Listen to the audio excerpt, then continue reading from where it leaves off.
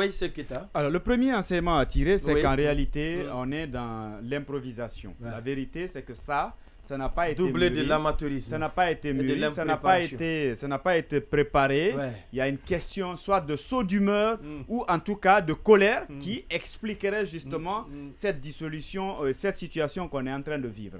Parce que pour moi, lorsqu'on doit parler d'intérimaire ou lorsqu'on doit parler de la gestion des affaires courantes, dans les conditions normales, on se dit, en tout cas, c'est pour, quand il s'agit d'ailleurs d'une transition et qui devrait s'achever cette année, ça sous-entend qu'on n'a pas suffisamment de temps et ça devrait vraiment aller un peu plus vite. Ouais. Mais quand on observe l'évolution des choses, les communiqués qui se suivent, vous vous rendez compte que, en tout cas, la mise en place du nouveau gouvernement, ce n'est par exemple pas cette semaine. Ça, on peut le dire haut et fort. Ça, c'est un premier aspect.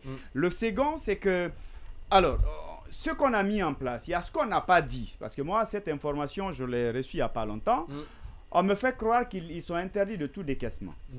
Ça sous-entend que l'appareil qui était grippé déjà va s'arrêter.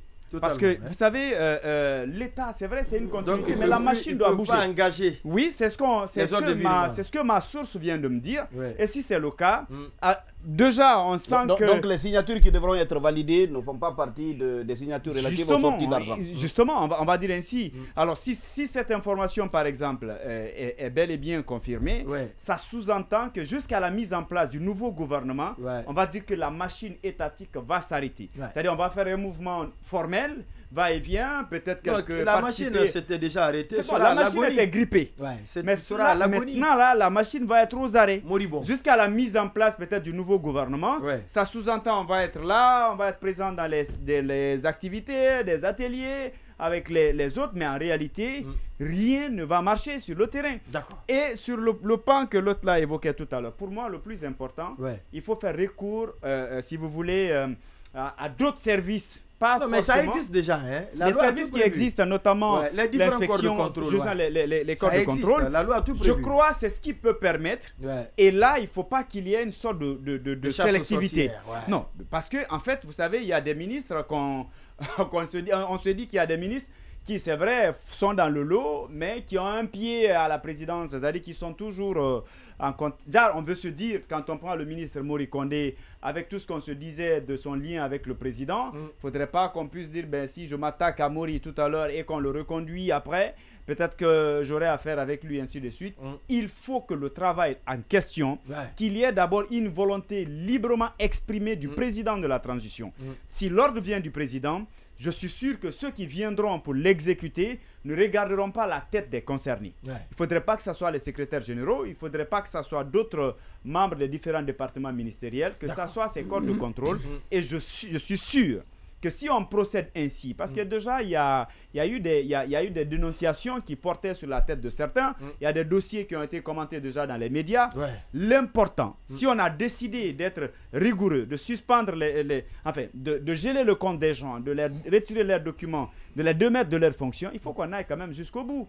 Qu'on cherche aussi à savoir dans le lot quels sont ceux qui se sont beurrés. Et s'ils sont là, j'ai échangé avec justement, un d'entre eux ce matin qui m'a dit que le décret de dissolution l'a trouvé du côté du port autonome de Conakry. C'est à ce niveau, il a garé son véhicule et tout de suite, il a appelé le général Bala Samoura pour dire d'instruire à ses gardes de corps de conduire directement son véhicule de commandement du côté des garages gouvernement. Et tout de suite, lui, il a appelé un de ses amis.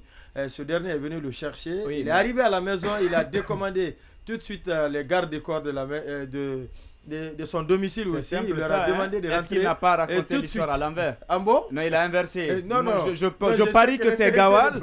Non, je parie que c'est l'autre là. Comment il s'appelle? Bala. Je parie que c'est Bala qui a appelé. C'est pas lui qui va appeler Bala pour dire envoyer les gens. En tous les cas, c'est ce que l'intéressé. Il a embelli. Je ne connais pas ce ministre là aujourd'hui qui n'allait pas attendre quand même qu'il soit à la maison pour demander qu'on ramène. Oui, mais dès qu'il a pris les descendus. Au port autonome, il a appelé. Bala l'a appelé.